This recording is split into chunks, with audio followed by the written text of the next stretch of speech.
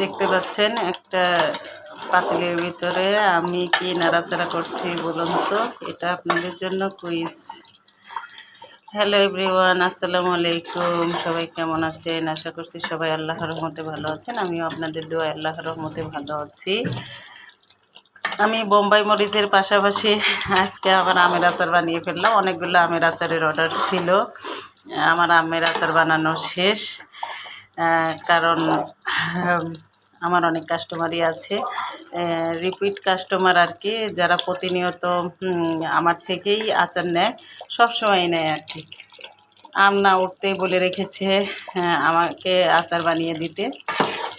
আম এখনও অত বেশি পরিপক্ক হয়ও নি, আবার আচার যে হবে না এমনটিও নয়।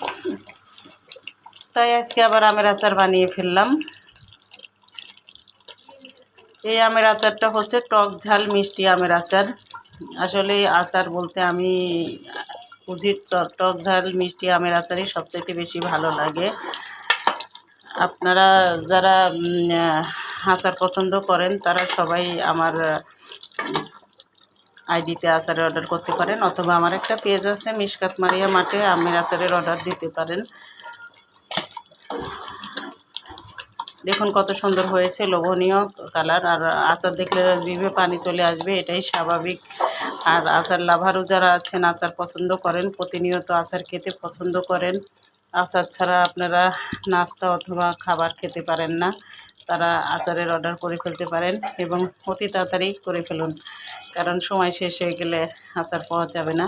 কারণ হোমমেড আচারটা একটু বেশি স্বাদ হয়। বাজারে দোকান থেকে আমরা যেগুলো আচার কিনে নিয়ে আসি ওগুলো কেমিক্যালযুক্ত থাকে, বেশি একটা ভালোও লাগে না। আর আমি নিজেই অতি যত্ন সহকারে আচার বানিয়ে থাকি। আস্থার এবং বিশ্বস্তার প্রতীক হিসাবে মিশকাত মারিয়া মাঠ কাজ করে যাচ্ছে। আমি সেই উদ্যোগেই কাজ করছি। আশা রাখি আপনারা সবাই আমার পাশে থাকবেন, সুন্দর গঠনমূলক কমেন্ট করবেন। আপনাদের সুন্দর গঠনমূলক কমেন্টে আমি অনুপ্রাণিত হই। আপনারা যারা প্রতিনিয়ত আমার ভিডিও দেখেন তাদের কাছে আমি কৃতজ্ঞতা প্রকাশ করছি। দেখুন লোভনীয় আচার। আমি আবারও বলছি, যারা আচার নিতে চান তারা অর্ডার করে ফেলুন। সুন্দর আচার চুলার ওপর বানাচ্ছি আর ভিডিও ধারণ করে ফেললাম আর কি আপনাদের দেখানোর জন্য। আপনারা সবাই খুব ভালো থাকবেন, সুস্থ থাকবেন, নিজের প্রতি যত্ন নেবেন। অনলাইনে কাজ করতে গেলে আসলে সবার সাপোর্টের প্রয়োজন হয়, সাপোর্ট ছাড়া চলে না।